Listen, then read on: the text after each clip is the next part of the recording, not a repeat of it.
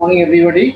Redemption of preference share और issue of bonus share, ये actually दो अलग अलग चैप्टर है, बट बोनस शेयर में सम्स आपका रिडेम्पशन ऑफ प्रेफरेंस शेयर का सम घुसा रहता है, रिडेम्पशन ऑफ प्रेफरेंस शेयर में बोनस शेयर का सम घुसा रहता है। तो it's better to merge this two chapters together and learn it in a same way, so that हम लोग का दोनों चैप्टर एक साथ कवर अप हो जाएगा।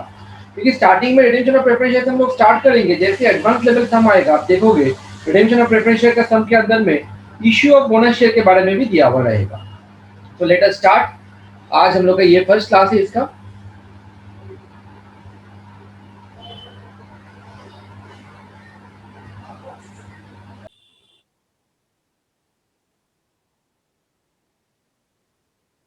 Redemption of preference share, first class. What does the word redemption means? Redemption means refund of money to the shareholder. अब जब शेयर इशू करते हो, you raise money from the market. So if you want to refund those money, that will be known as redemption. Equity share holder को जब हम लोग पैसा वापस करते हैं, उसको कहलाता है buyback. Normally buyback is a stringent, depends upon stringent conditions by the Companies Act. तो बाईबैक कोई रातों रात नहीं करता है। बाईबैक तभी होता है जब कंपनी डाउनसाइज करना चाहता है, या फिर कंपनी अपने एक्टिविटीज को चेंज करना चाहता है, या फिर कंपनी अपना बंद करना चाहता है। तो देयरफॉर इक्विटी शेयर होल्डर को जब पैसा वापस करता है उसको बाईबैक बोला जाता है। प्रेफरेंस शेयर होल्डर को या फिर डिबेंचर होल्डर को जब पैसा वापस दिया जाता है उसको कहलाता है redemption.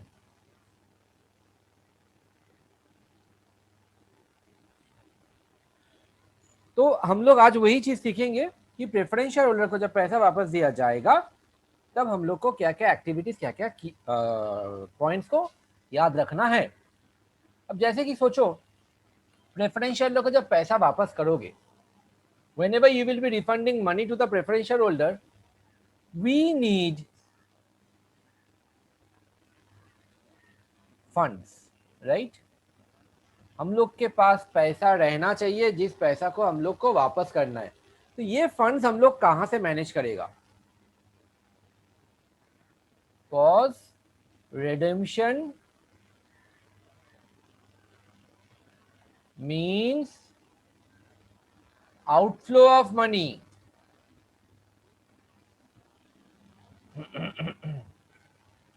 That fund can be managed from three sources.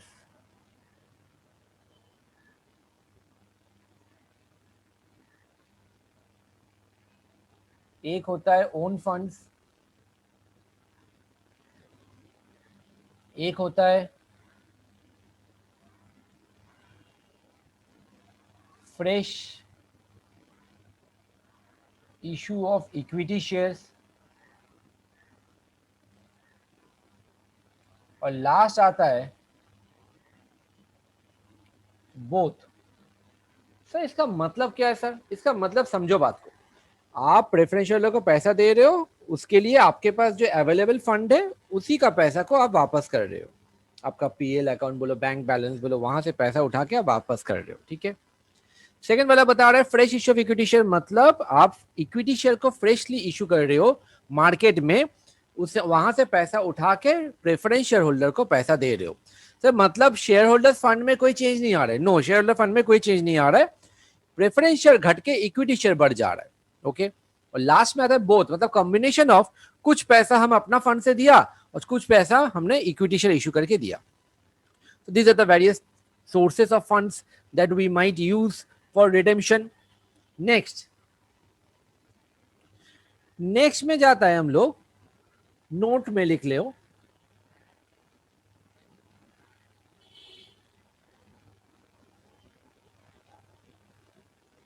Issue of debentures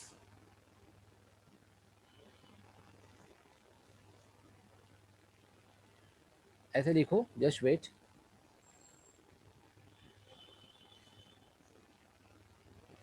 proceeds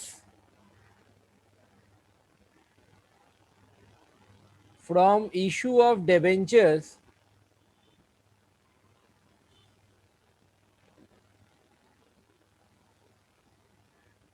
shall not be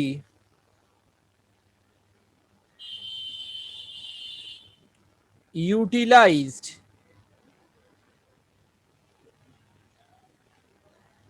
for the purpose of redemption.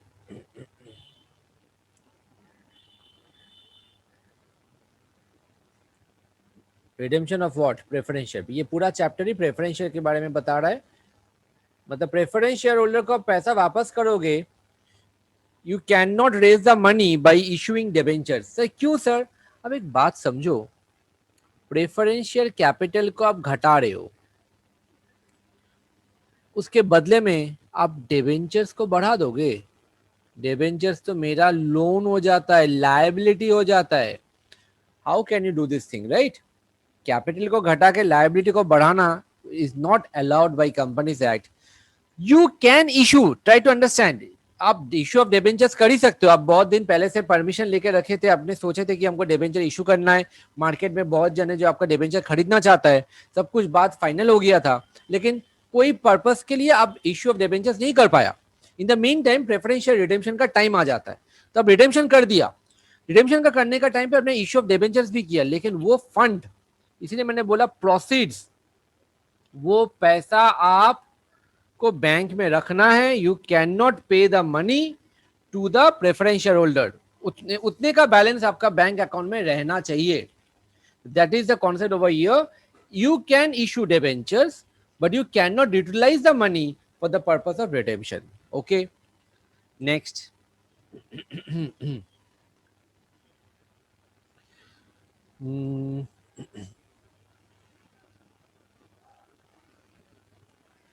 preference shares must be fully paid up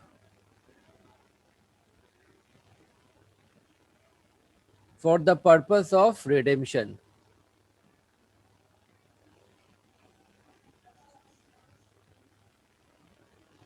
So इसका मतलब क्या है? इसका मतलब समझो, आप आपके पास 1000 ठो 12% प्रेफरेंस शेयर्स ऑफ ₹10 ईच है।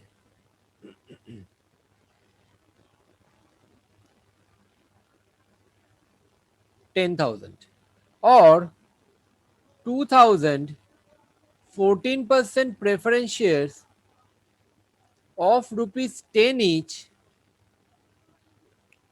but ₹6 paid. So what does it mean? This means कि 10 रुपया करके प्रेफरेंस शेयर है, बट शेयर होल्डर ने सिर्फ 6 रुपया दिया है, 4 रुपया नहीं दिया। इसका मतलब क्या है? सर 4 रुपया नहीं दिया मतलब हम लोगों ने मांगा नहीं है। नो नो नो, हम लोगों ने 4 रुपया मांग लिया, पेड अप है, not called up. Called up मतलब हम लोगों ने मांगा है 6 रुपया होता, कॉल्ड नहीं बोला, पेड। मतलब हम लोगों ने 10 रुपया मांग लिया है, शेयर होल्डर ने 6 रुपया दिया है, तो 4 rupees is still pending. So therefore, this is the default made by the shareholders, not on our responsibility. So therefore, यहां पर ये कितना वैल्यू होगा? 12,000 रुपया।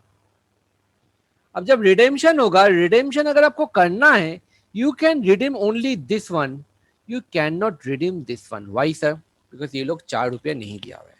अब सपोज प्रेफरेंस शेयर होल्डर जब इशू होता है ना, वो लोग का एक टाइम रहता है कि 5 साल के लिए, 10 साल के लिए एक टाइम लिमिट दे दिया, से 5 ईयर्स के लिए ये सब इशू हुआ था, और ये 5 साल बीत गया, अभी तक ये लोग 4 रुपया नहीं दिया। सर क्या किया जाए? कुछ नहीं, एक भी रुपया वापस हम लोग नहीं करेंगे। Try to understand. ऊपर वाला जो 12% वाला प्रेफरेंस शेयर है वो रिडेम्पशन हो जाएगा, because they are not the defaulters. वो लोग का 5 साल जैसे बीतेगा, we will repay the money to them, 10,000 will be repaid to them. But this 14% preference share, they are the defaulters, we will not repay the money to them.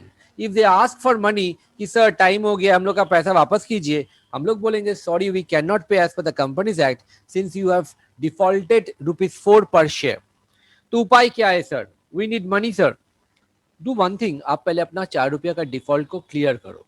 आप 4 रुपया into 2000 यानी कि आप 8000 रुपीज हम लोग को पेमेंट करो, ये पेमेंट आएगा पूरा, then we will start our redemption procedure.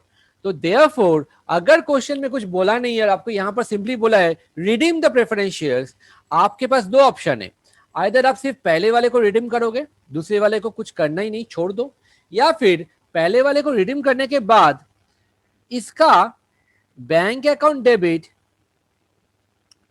To final call बोल के पैसा मांग लो। 2000 इंटू 6 12 सॉरी 2000 इंटू 4 8000 रुपया। Instead of final call make it directly preferential capital में डाल दो, ये पैसा वो लोग देगा, then you will start with the redemption procedure. मतलब से पहले पैसा लेंगे उसके बाद रिडेम्पशन होगा, yes, for the second category मतलब 14% वाला। तो you have two options. My suggestion कुछ नहीं बोला है, आप एक काम करो, सिंपली इसका कॉल का पैसा कलेक्शन करो, बैंक अकाउंट में डेबिट करो, उसके बाद रिडीम करो। ओके ओके, नाउ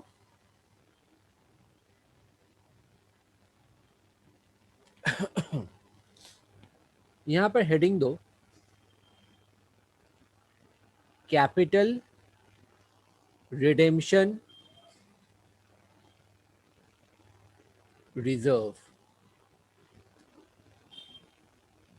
जिसको हम लोग CRR नाम देते हैं। तो ये कैपिटल रिडेम्पशन रिजर्व क्या है sir?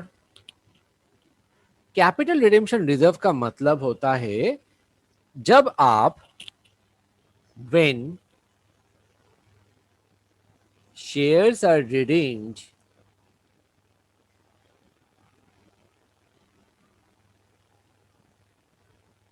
out of own funds, comma, the face value of such shares redeemed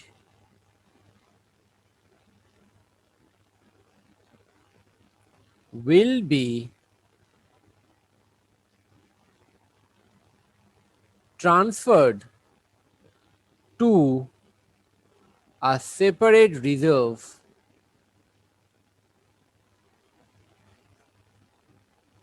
known as capital redemption reserve. इसको लिख लो, लॉजिक समझाएंगे।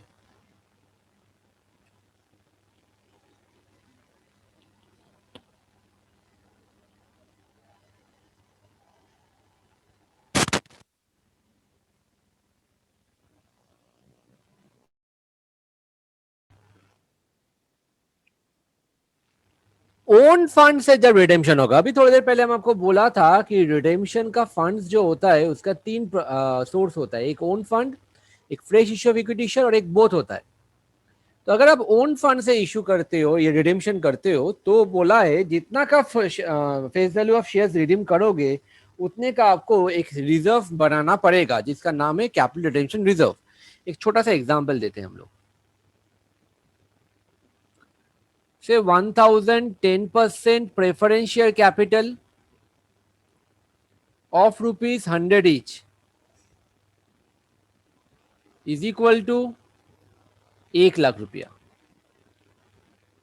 ठीक है,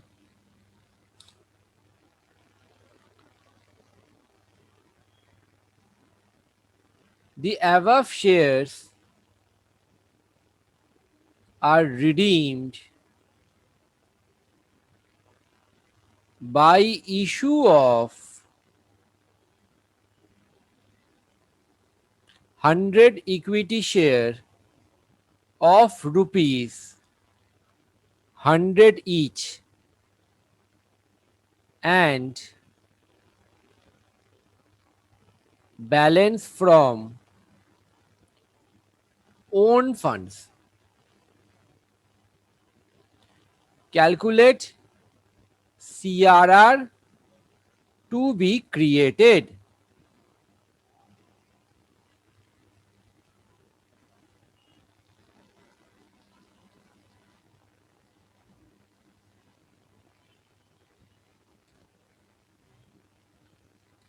क्या हुआ यहाँ पर समझो, हम लोग के पास प्रेफरेंस शेयर 1 लाख रुपया का था, उसके लिए हम लोग रिडेम्पशन किया। रिडेम्पशन कहाँ से पैसा मैनेज किए?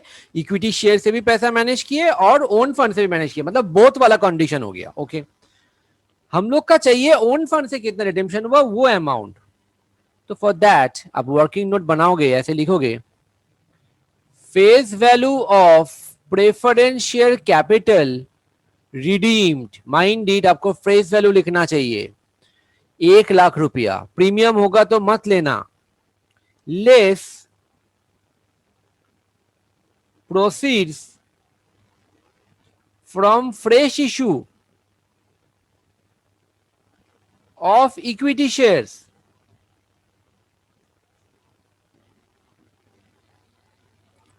हंड्रेड शेयर्स 100 रुपया करके, तो 1 लाख में से 10,000 रुपया आप फ्रेश इशू करके उठाया है।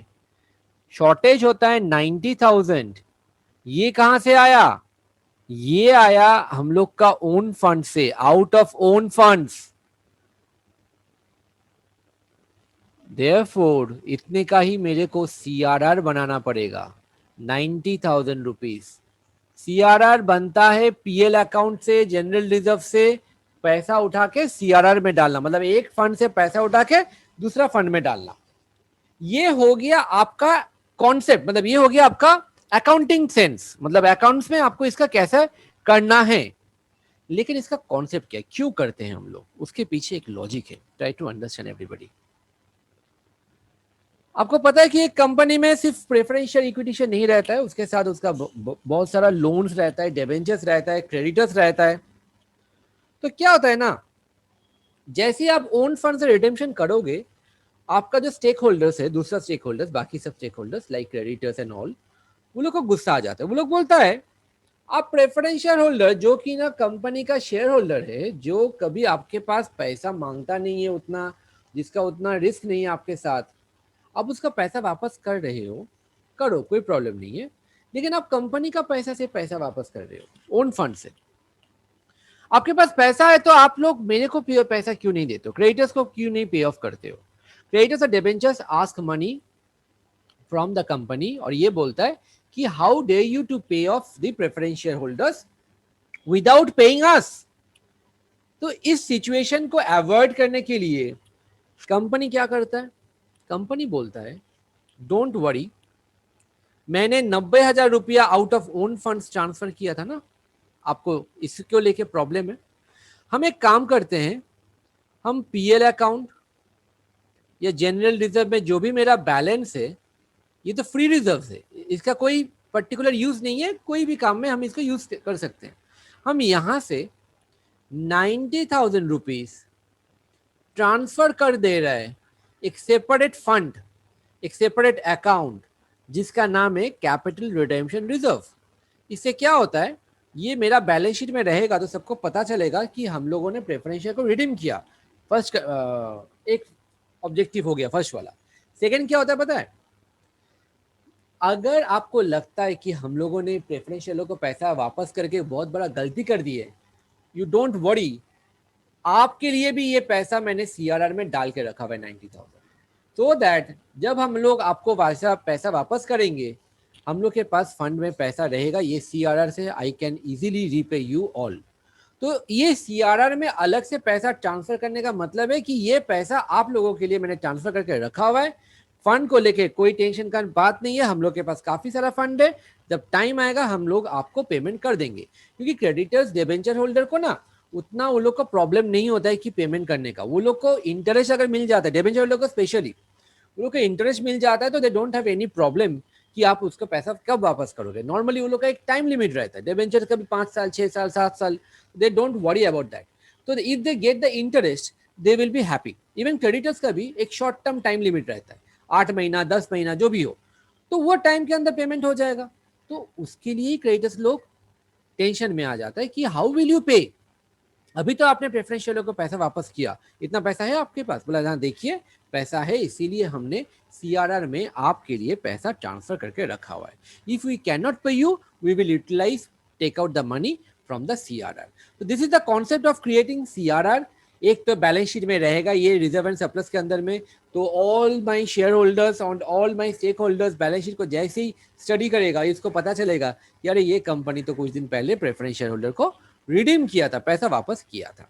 This is the concept of CRR. CRR always free reserve से बनता है। Next concept,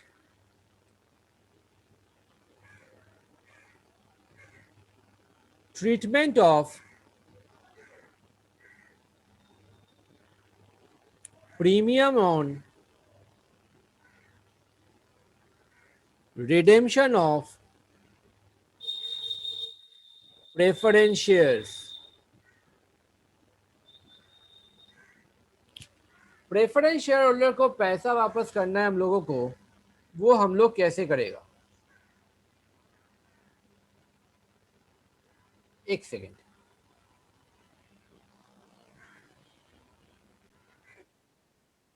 treatment of premium और रिडेम्पशन ऑफ प्रेफरेंस शेयर्स क्या होता है ना, प्रेफरेंस शेयर होल्डर सपोज आपका प्रेफरेंस शेयर कैपिटल लास्ट समय भी था 1 लाख रुपया, ऊपर वाला एग्जाम्पल में,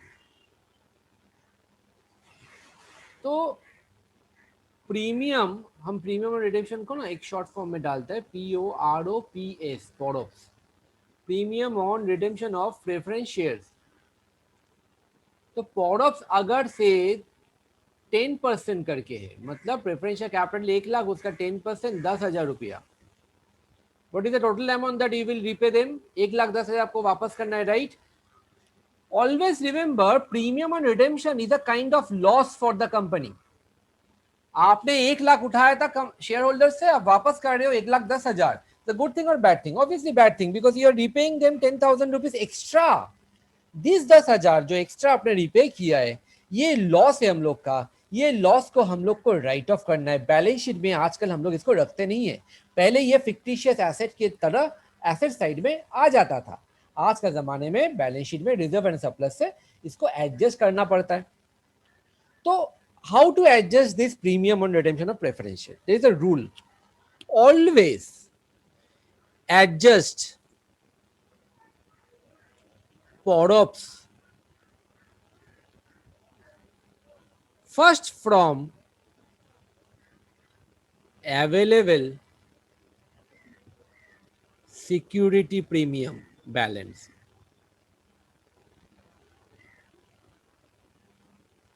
ये हो जाने के बाद अगर फिर भी आपका पॉडऑप्स में बैलेंस रह जाता है, then you will utilise other free reserves, जिसके अंदर में आपका पीएल अकाउंट का बैलेंस, जनरल रिजर्व का बैलेंस आ जाता है। But always remember security premium balance अगर आपके पास है उसको पहले यूटिलाइज करो। Why sir? हर एक चीज के पीछे लॉजिक है, बिकॉज सिक्योरिटी प्रीमियम का बहुत ही लिमिटेड यूज है। अगर आप अपना स्टडीमेट खोलोगे इंस्टीट्यूट वाला या गूगल में भी सर्च करोगे, the utilisation of security premium balance आपको मिलेगा, देयर आर 4 या 5 पॉइंट है। उसमें से एक पॉइंट है to right of losses.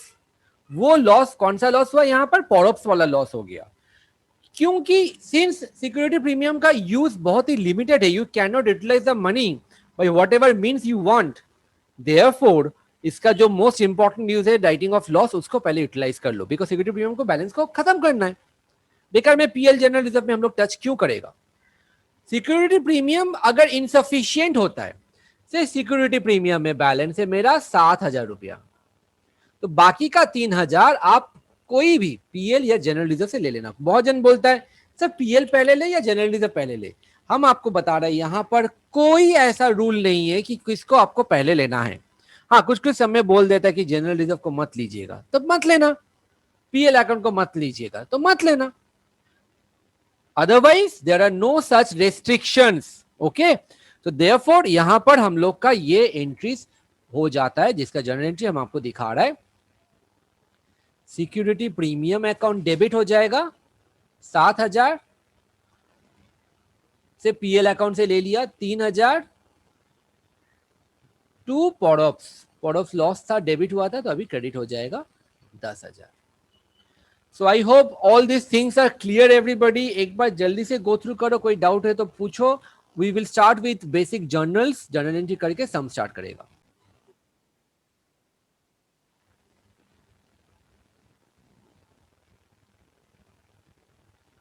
Journals, first of all preference share holder को जब आप वापस करोगे तब एंट्री क्या होता है? रिडेम्पशन का एंट्री जिसको बोलते हैं. ठीक है. Preference share capital account debit,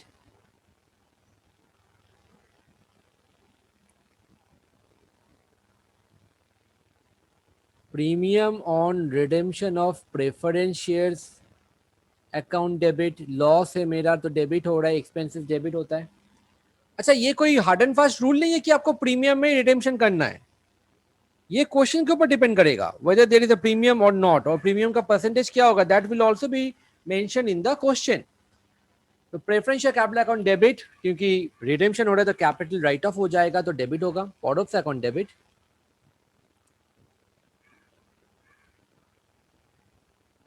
to preference share holders से यहाँ पर ये 1 लाख है, ये 10,000 है, and this will be 1,10,000. Next आता है प्रोडक्ट्स को राइट ऑफ करो. प्रोडक्ट्स को राइट ऑफ करने के लिए आई टोल्ड यू कि फर्स्ट ऑप्शन आपके पास होना चाहिए सिक्योरिटी प्रीमियम.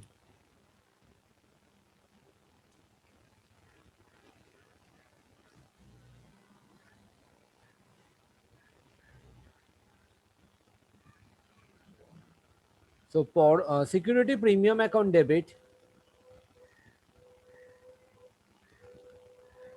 उसके बाद पीएल, उसके बाद जनरल रिजर्व. ये पीएल जनरल रिजर्व में कोई ऑर्डर नहीं है, कोई किसी भी ऑर्डर में आप इसको यूज कर सकते हो. To products. Point number C, if you are issuing fresh issue of equity share अगर हो रहा है तो bank account debit to equity share capital. This fresh issue can also be issued at security premium, मतलब at a premium में issue हो सकता है, तो टू सिक्योरिटी प्रीमियम. और लास्ट में ये जो प्रेफरेंस शेयर होल्डर को हम लोग क्रेडिट करके रखे थे, we will pay off him, pay off them. तो preference share holder account debit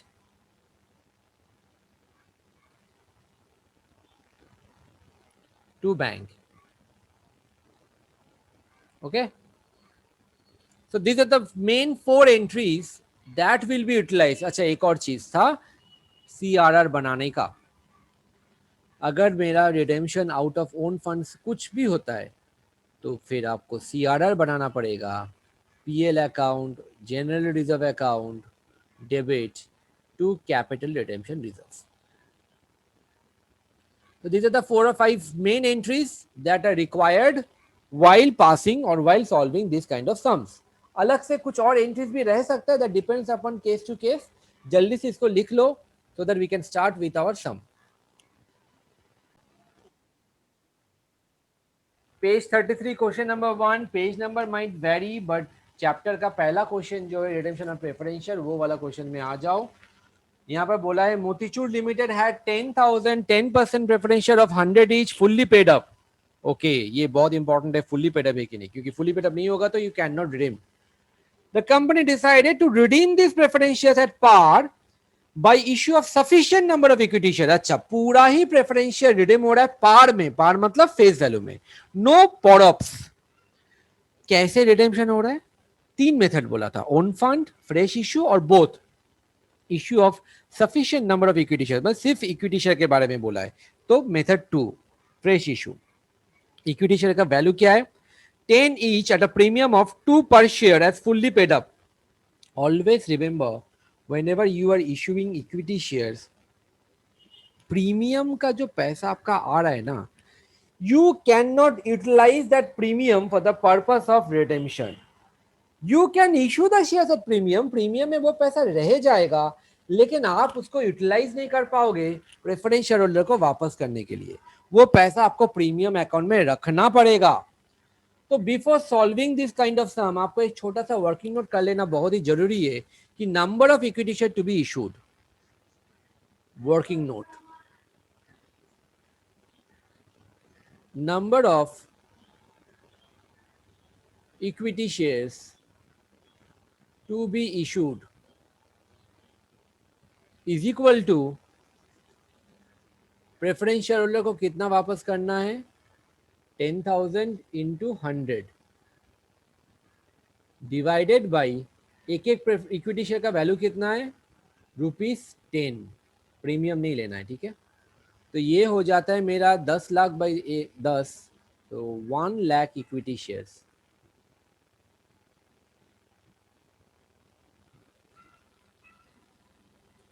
हम लोग को 1 लाख इक्विटी शेयर इशू करना है। Now journal entries,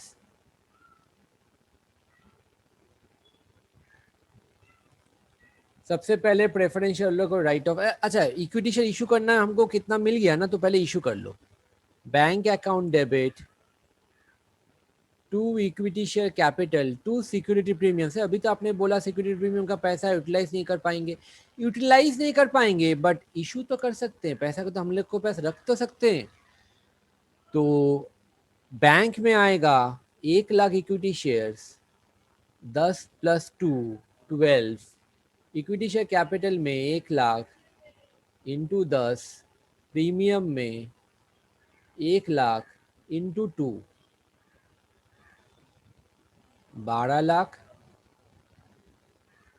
10 lakh, 2 lakh.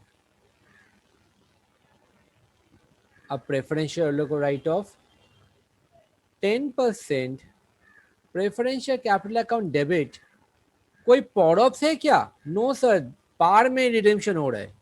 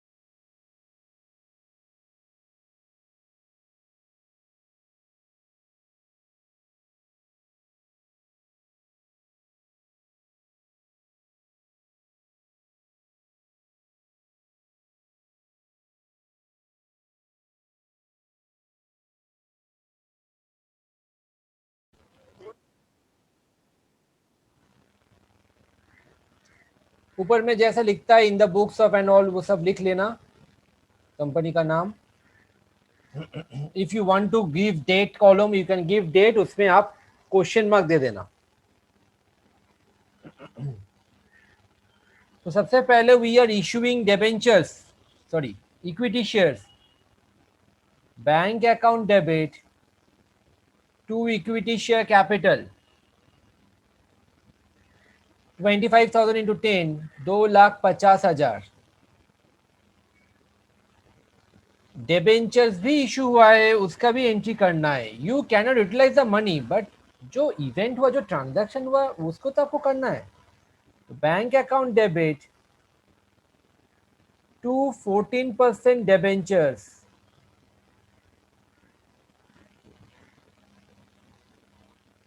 1,000 into 100, 1,00,000.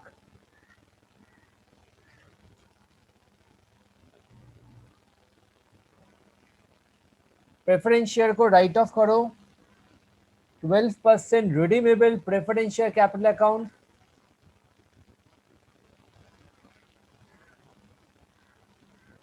Amount है इसका 3,00,000.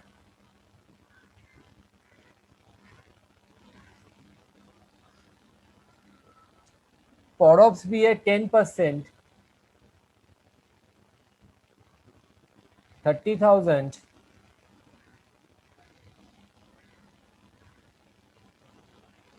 To preference share holder 3,30,000. 12% dividend का रेट है, इसको इसके ऊपर कैलकुलेशन मत करना, इसका कोई काम नहीं है. 36,000 नहीं होगा प्रीमियम, 30,000 होगा premium. Preference share holder account debit to bank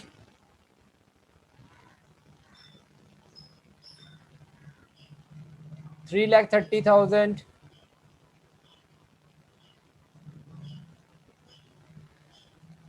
and last नहीं, 2 एंट्री और होगा.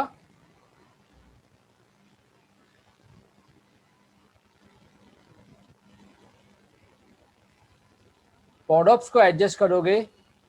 सिक्योरिटी प्रीमियम के बारे में कुछ बोला नहीं है, बट बोला है कि कंपनी के पास सफिशिएंट प्रॉफिट है, तो पीएल अकाउंट से आप राइट ऑफ करोगे. पीएल अकाउंट डेबिट टू पॉडॉप्स 30,000. PL account debit to CRR 50,000. Now बहुत जन ये दोनों एंट्री को मर्ज कर देता है, कोई दिक्कत नहीं है. You can do it if you can, और यू कैन इग्नोर ऑल्सो, आप अलग से भी कर सकते हो, क्योंकि यहाँ पर पीएल बोला है, बट नॉर्मली आपका सम में प्रीमियम सिक्योरिटी प्रीमियम रहेगा, तब तो अलग ही करना पड़ेगा. सो दैट्स ऑल, यही मेरा सम था. All the general entries have been done. Question number 4 हो जाता है. आई होप सबको क्लियर है. After doing this we will move on to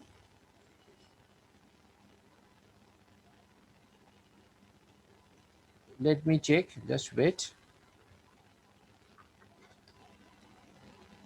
Sum number 5.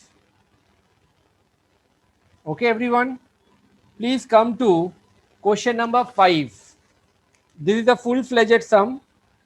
एक बार इसको स्टडी करो सब लोग.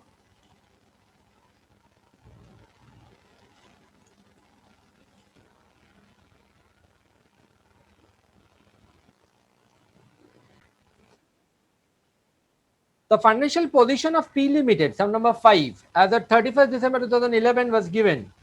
Capital 6 lakh, reserve and surplus 3,30,000, current liability 2,10,000, non current assets, current assets दे दिए. करंट एसेट्स का ब्रेकअप नहीं दिया हुआ है, मतलब इसके अंदर कैश, बैंक, डेटर्स, इन्वेंटरी सब मिला के दिया हुआ है. ओके.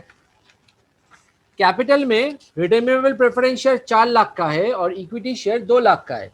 कुल मिला के टोटल शेयर कैपिटल 6 लाख का हो गया. फाइन. सिक्योरिटी प्रीमियम में 50,000, पीएल में 2,80,000. ओके, तो 3,30,000 यहां पर हो जाता है. As per the terms of the issue of preference share, these were redeemable at a premium of 5% on 1st February 2012. Date दिया हुआ है, you will have to give date. and it was decided to arrange this as far as possible, underline, out of the company's resources. मतलब हम लोग अपना पूरा resources own fund को utilise करेंगे, leaving a balance of 50,000 in the credit of PL account, मतलब PL account में 50,000 का बैलेंस रखना है हम लोगों को। तो फिर पीएल में बैलेंस कितना था, 2,80,000, 2,80,000 में से 50 रखना है तो कितना यूटिलाइज कर सकते हैं, 2,30,000। Okay, it was also decided to raise the balance amount of issue, balance amount of issue of 17,000 equity share. अच्छा, यहाँ पर नंबर ऑफ शेयर कितना इशू होगा वो बोल दिया गया है, 17,000 इक्विटी शेयर इशू होगा। एक बार फिर भी हम लोग चेक कर लेते हैं यहाँ पर कि कितना फ्रेश इशू करना चाहिए। अगर ये नंबर नहीं देता, अगर 17,000 इक्विटी शेयर नहीं देता तो क्या करते, एक वर्किंग नोट बनाते,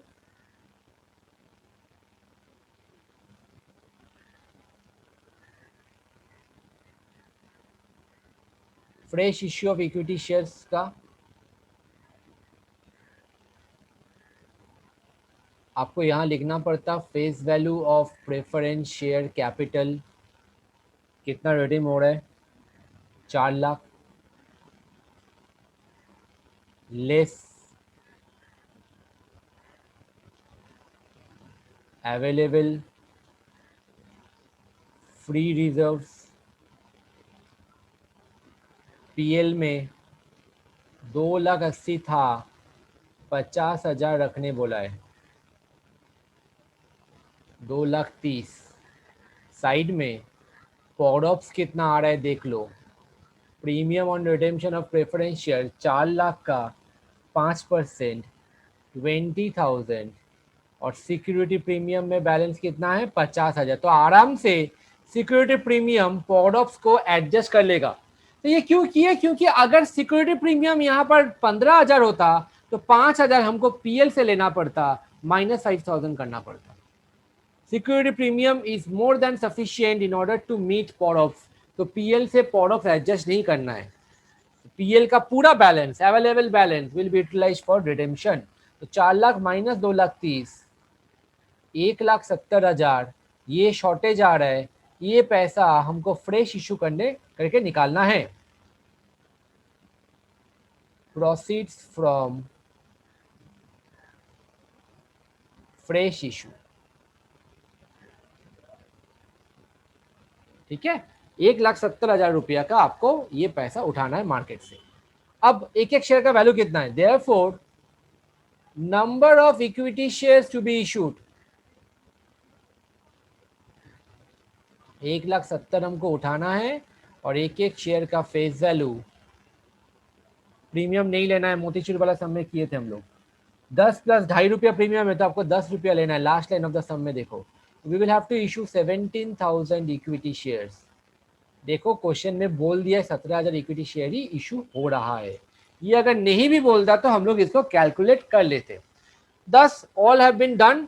अच्छा, सीआरआर कितने का बनेगा, सीआरआर 2,30,000 का बनेगा, जितने का मेरा ओन फंड बना है। ठीक है, चलिए बनाते हैं हम लोग जर्नल एंट्री।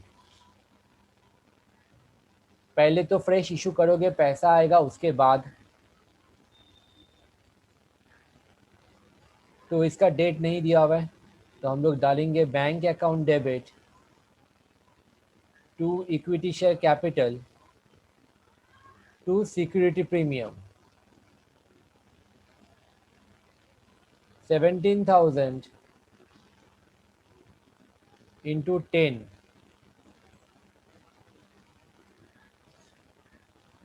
17,000 into 2.5,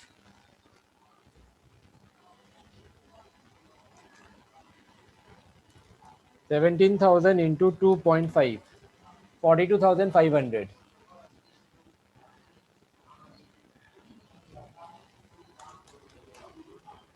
2,12,500, 2,12,500 मेरा बैंक में आया। इसके बाद रिडेम्पशन का एंट्री 1 फरवरी 2012, कितना परसेंटेज था, 5%, redeemable preference share capital account debit 4 lakh, premium on redemption of preference share account debit 20,000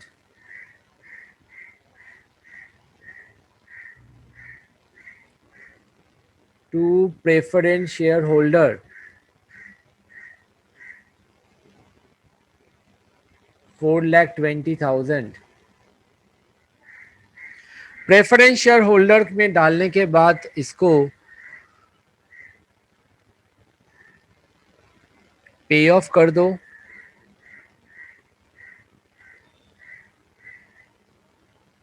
preference share holder account debit to bank 4,20,000 और पॉरअप्स को प्रीमियम तो है, हाँ प्रीमियम तो है ही, प्रीमियम से एडजस्ट कर लो। Security premium account debit to पॉरअप्स 50,000 प्रीमियम में था, 20,000 एडजस्ट कर दिया, 30,000 प्रीमियम में, अभी भी बैलेंस रह गया। ओके, इसके बाद सीआरआर का एंट्री, सीआरआर में हम लोग डालेंगे PL account debit to capital redemption reserve 2,80,000 में से 50 रखना है तो 2,30,000,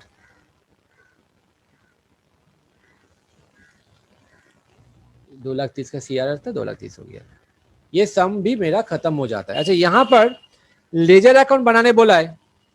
I have done the journals, आप इसका लेजर बना लीजिएगा। प्रेफरेंशियल कैपिटल अकाउंट बनाओगे, पॉरऑप्स का बनाओगे, प्रेफरेंशियल होल्डर बनाओगे, सिक्योरिटी प्रीमियम बनाओगे, पीएल बनाओगे। ये मेन है। बाकी इक्विटी शेयर सिक्योरिटी बना सकते हो। बैंक का नॉट रिक्वायर्ड क्योंकि बैंक का बैलेंस नहीं दिया हुआ है। बैंक एकदम भी मत बनाना, साइड में आप बना सकते हो अगर आपके पास एग्जाम हॉल में टाइम है तो CRR and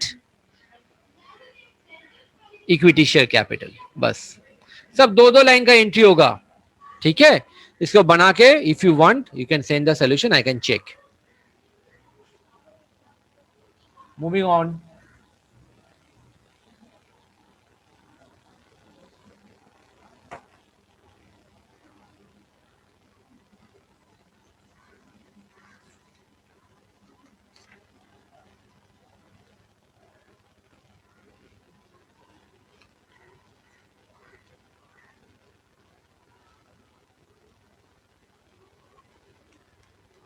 everybody come to, एक सेकेंड ना, क्वेश्चन नंबर 7 में बता रहा है, थोड़ा फिगर्स इधर उधर हो गया है। Fix asset 1,30,000, investment 30,000, debtors 20,000, stock 50,000, bank 40,000, 40,600। Liability में इशूड एंड सब्सक्राइब कैपिटल में redeemable preference share of 100 each 1,00,000 minus calls in arrear 2,000, 98,000 outer column में। फिर बोलता है 10,000 equity share of 10 each 1,00,000, security premium 12,000। Please इसको बुक में थोड़ा एरो देके मार्क कर लो। Security premium 12,000, general reserve 29,600, PL account 10,000, creditors 21,000। Okay, नीचे में बोलता है फिक्स एसेट कॉस्टिंग 20,000 में सोल्ड फॉर 18,000। अच्छा, फिक्स एसेट मैंने बेच दिया, 2,000 का नुकसान हुआ। On the same that it was decided to redeem the preference share at a premium of 10% by issuing sufficient number of equity share at a discount of, okay just one sec, ये पुराना समय आप सब लोग sufficient number of equity shares तक करके बाकी का लाइन काट दो। एट अ डिस्काउंट ऑफ 105 जो है वो काट दो। उसके बाद subject to living a balance of 10,000 in the reserve fund. बस क्या बोला मैंने, फिर से बता रहा है। It was decided to redeem the preference share at a premium of 20% by issuing sufficient number of equity shares subject to leaving a balance of 10,000। बस at a discount of 105 जो है वो वाला काट दो। In the reserve fund all payments were made except to holders। वो last का बात है। आप सब लोग देखो मेरा बैलेंस शीट में प्रेफरेंस शेयर कितने का दिया हुआ है, 1000 प्रेफरेंस शेयर 100 इच 1 लाख का है, लेकिन सर अमाउंट कॉलम में 98,000 क्यों दिया हुआ है? बिकॉज कॉल्स इन एरियर है। कॉल्स इन एरियर में देखो 20 रुपया करके 100 शेयर्स पैसा नहीं दिया, तो कॉल्स इन एरियर जो है मेरा, वो लोग पैसा नहीं दिया तो क्या किया जाए? वो पैसा हम लोग मांग सकते हैं वो लोग से कि आप पहले पैसा क्लियर करो then only we will redeem, या फिर हम लोग उसको छोड़ के रिडीम कर सकते हैं। तो let us do one thing, हम लोग उसको कॉल्स इन एरियर को पहले क्लियर कर लेता है, फिर हम लोग रिडेम्पशन को स्टार्ट करते हैं, ठीक है? तो क्वेश्चन नंबर 7,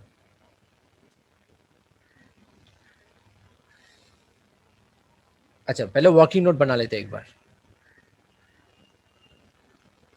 क्योंकि यहां पर sufficient number of equity share बोला है, कितने इक्विटी शेयर इशू होगा वो बोला नहीं है। Let us make some working note. Face value of preference shares redeemed, हम लोग फुल्ली पेड करेंगे, कॉल्स इन एरियर का पैसा लेंगे, तो उस हिसाब से हम लोग के पास 1 लाख रुपया का प्रेफरेंशियल कैपिटल हो जाता है।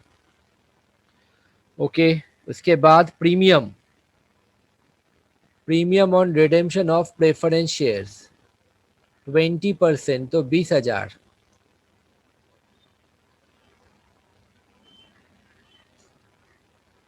तो 1,20,000, जब 20,000 जो है ये सिक्योरिटी प्रीमियम में 12,000 का बैलेंस है, तो 8,000 एडजस्ट कर सकते हैं, बाकी मतलब 12,000 एडजस्ट कर सकते हैं, बाकी 8,000 हम लोग को पीएल अकाउंट से लेना पड़ेगा। ओके चलो कोई बात नहीं, यहां पे आप लोग लिखो power of 20,000 less adjusted from security premium 12,000 less adjusted from PL account 8,000, ये ऊपर में बंद हो गया, ठीक है?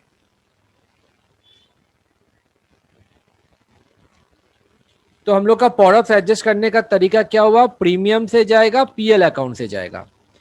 ओके अच्छा, फिक्स एसेट 20,000 का 18,000 में बेचा, तो वहां पर मेरा 2,000 का नुकसान हुआ। तो नेक्स्ट लिखोगे calculation of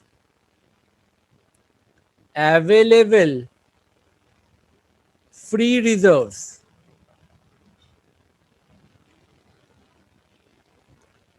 PL account, PL account में बैलेंस था 10,000 रुपीज, लेस पॉडॉप्स में एडजस्ट हो गया 8,000,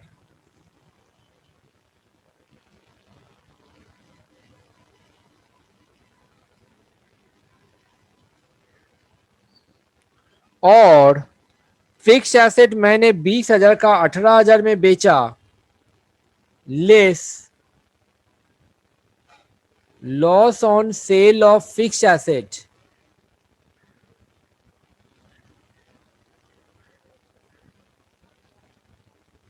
पीएल का बैलेंस खत्म हो गया मेरा। पीएल का बैलेंस मेरा खत्म हो जाता है, तो फिर हम लोग के पास नेक्स्ट फंड रहता है जनरल रिजर्व।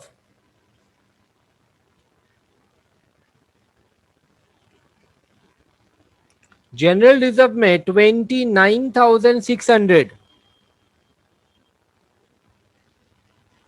और क्वेश्चन में बोला है जनरल रिजर्व में 10,000 रखना है, less to be kept aside 10,000. So how much general reserve you can utilize for the purpose of redemption? 19,600. तो मेरा available free reserve nil plus 19,600, तो ओनली 19,600 ही अवेलेबल है। Okay, calculation of fresh issue of equity share, to be made,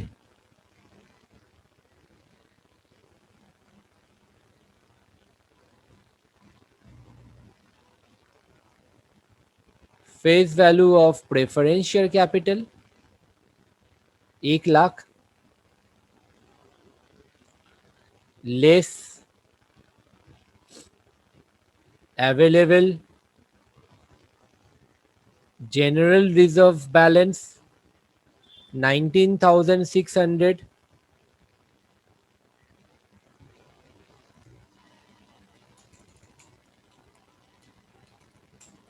80,400 का मेरा shortage आ रहा है, जो कि मेरा प्रोसीड फ्रॉम फ्रेश इशू हो जाएगा। इतने का पैसा हमको इक्विटी शेयर इशू करके निकालना पड़ेगा। Therefore number of equity shares is equal to 80,400 रुपया टोटल, और हर एक इक्विटी शेयर का फेस वैल्यू में बोला है, फेस वैल्यू कुछ बोला नहीं है, बैलेंस शीट में आ जाओ, देखो बोला है 10 रुपया each, 10,000 equity share of 10 each already था, तो हम लोग वहां से मान लिया कि एक एक शेयर का फेस वैल्यू 10 रुपया करके, सो 8,040 शेयर्स हमको इशू करना पड़ेगा। All the workings have been done. Sir last में जो 20 शेयर है वो बाद में देखा जाएगा, वो बहुत ही सिंपल वाला चीज है। My suggestion to everybody, please go through the workings and let me know whether it is clear और नॉट।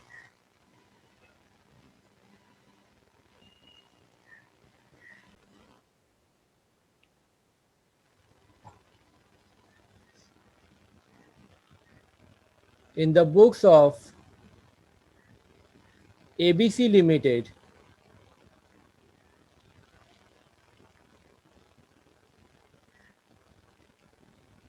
journals,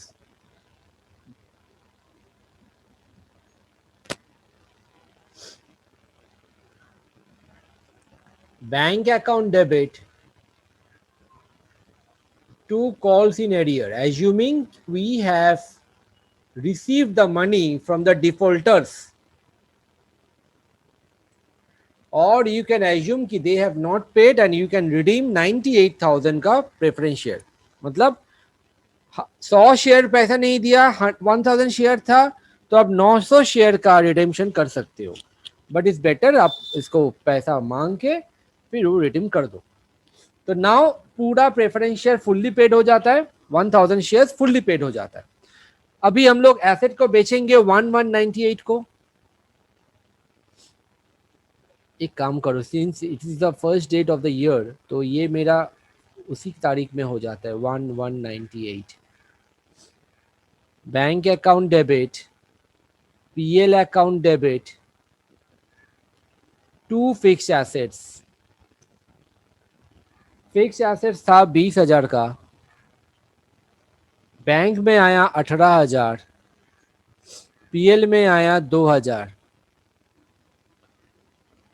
तो ये मेरा loss balancing figure we have already done in the working notes. इसके बाद number of share issue होगा कितना हमको पता है, 8,040, उसको कर लेता है। Bank account debit to equity share capital 8040 into 10। Sir इसका फेस वैल्यू कहाँ से मिला? बैलेंस शीट को रेफर कर लिया मैंने कि कंपनी का ऑलरेडी इक्विटी शेयर का फेस वैल्यू क्या चल रहा है, तो वहां से हमको पता चल जाता है इसका फेस वैल्यू 10 रुपया करके है, तो 80,400। नेक्स्ट, प्रेफरेंस शेयर को राइट ऑफ करोगे 7.5% redeemable preference share capital 1 lakh,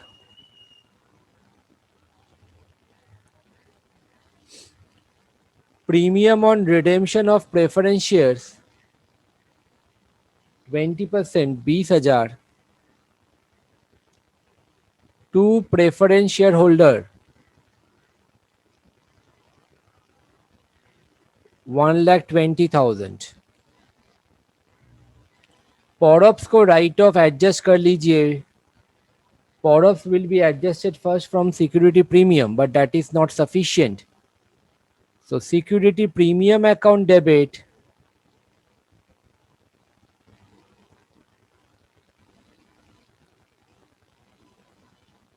12,000, PL account debit 8,000, 2 POROFs 20,000. Okay, got it. So POROFs adjust हो गया, PL खत्म हो गया, सिक्योरिटी प्रीमियम खत्म हो गया. अब हम लोगों को preference share holder to bank कर लेना चाहिए. Preference share holder account debit to bank 1,20,000, 1,20,000. The last CRR बनेगा जितने का आपने ओन फंड यूटिलाइज किया है. ओन फंड कितने का यूटिलाइज किया है? ओन फंड हम लोग 19,600 का यूज किया है. समझे बात को? PL तो पूरा खत्म हो जाता है. जनरल रिजर्व कितना यूटिलाइज करते हैं? 19,600.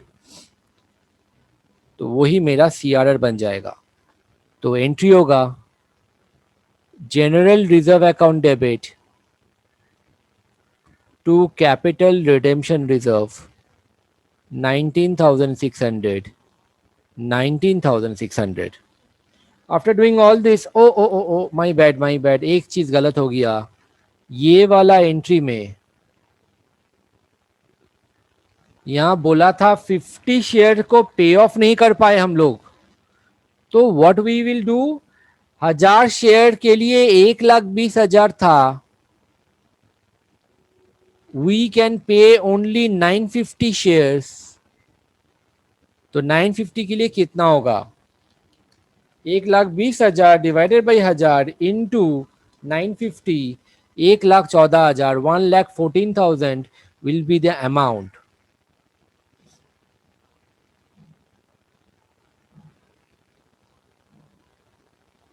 सर प्रेफरेंस शेयर होल्डर का तो फिर बैलेंस रह गया. ये 6,000 का प्रेफरेंस शेयर होल्डर बैलेंस रह गया जो हम लोग का शॉर्ट टर्म लायबिलिटी में आ जाएगा in our balance sheet. They have asked to prepare balance sheet also. Let us prepare the balance sheet now. Obviously new format.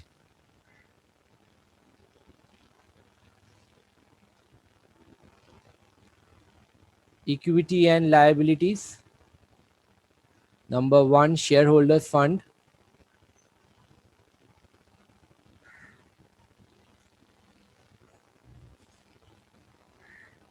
Share capital.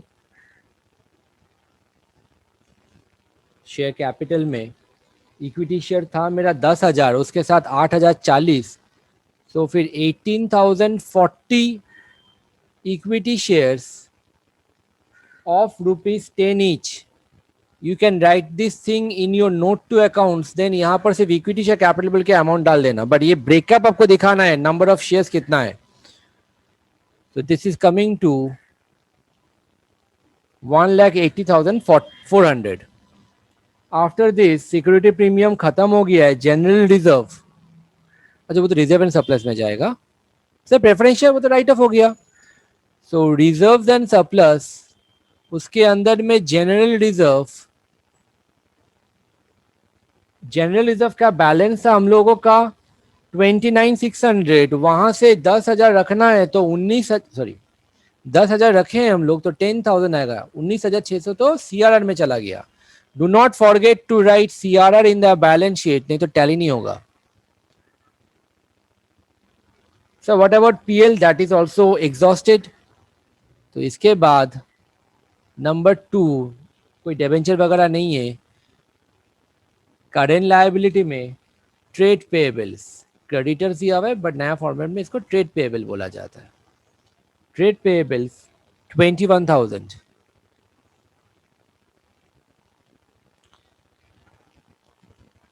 Assets, assets के अंदर में नॉन करेंट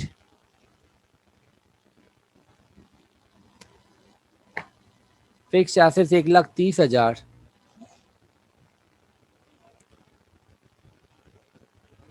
फिक्स्ड टेंजिबल 1,30,000 का था और fix asset 20,000 मैंने बेचा, तो 1,30,000 minus 20 1,10,000 हो जाता है।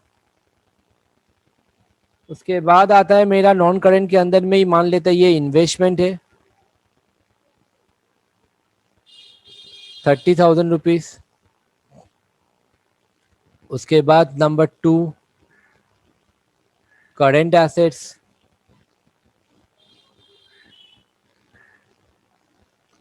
नंबर ए इन्वेंटरी तो दिया हुआ है क्या, इन्वेंटरीज ये स्टॉक 50,000 उसको पहले लिखना है।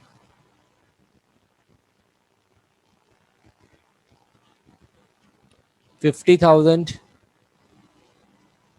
Number B trade receivables,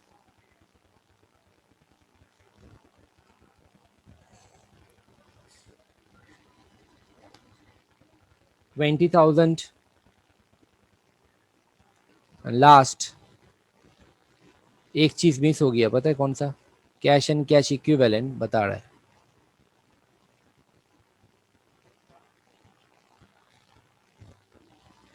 cash में बैलेंस था 40,600 रुपीज। अब जहां जहां बैंक अकाउंट डेबिट हुआ उसको प्लस करो, +2,000 +18,000 +80,400।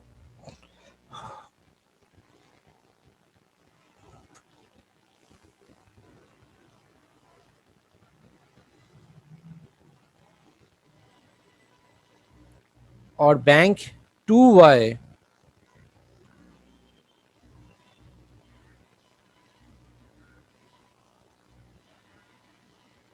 Preferential holder account debit to bank 1,14,000।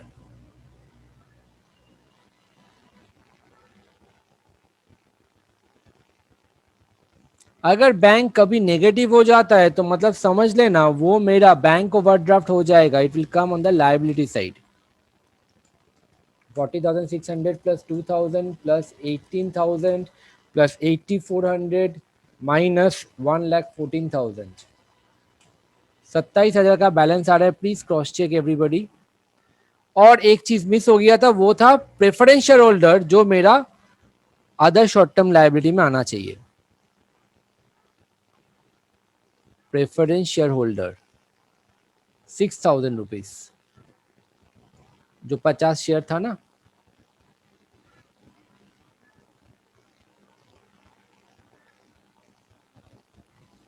Is it telling?